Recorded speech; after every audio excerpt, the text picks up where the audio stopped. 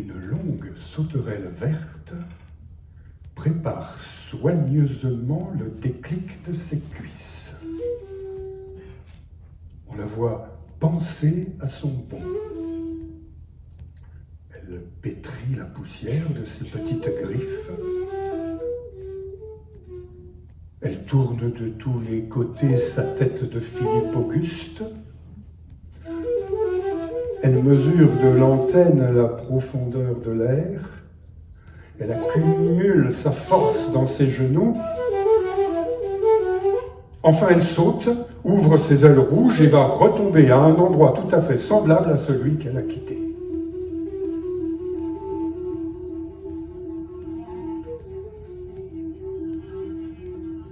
Des essaims de mouches font voler les voiles de veuve. Des vols de moustiques épais comme des tigres aiguisent leurs griffes contre la soie de l'air.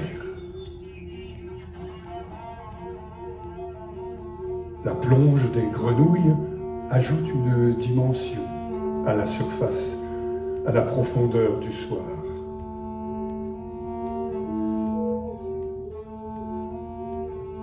La chouette secoue ses feutres de buisson en buisson.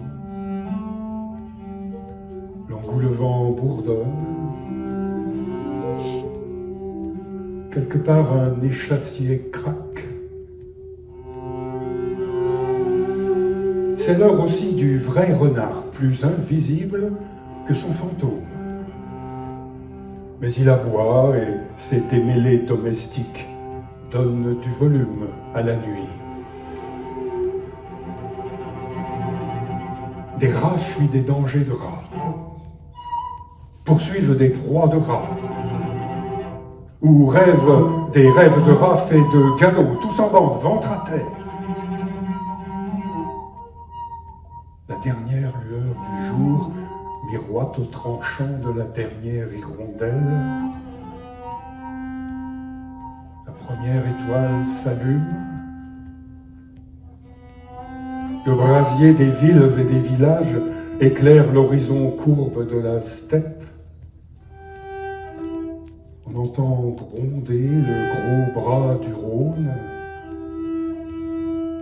Les poissons font claquer le plat des étangs.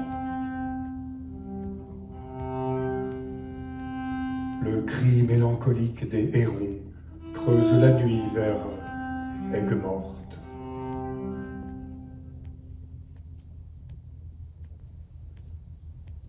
Le lézard vert émerge des fossés.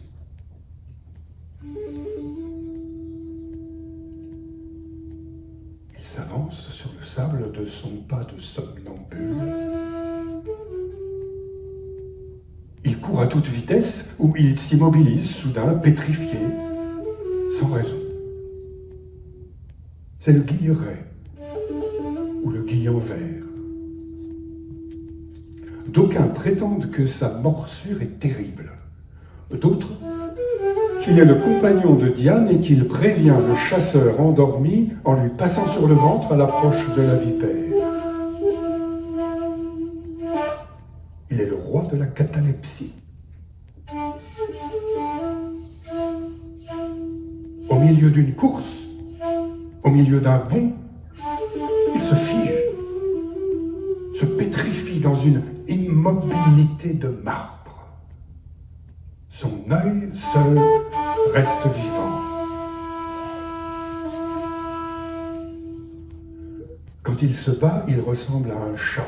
Il arrondit les chines en s'élevant sur les pattes, il abaisse la tête, il gronde en silence, c'est-à-dire qu'au lieu d'enfler la voix, la colère le fait menacer dans un murmure de plus en plus faible.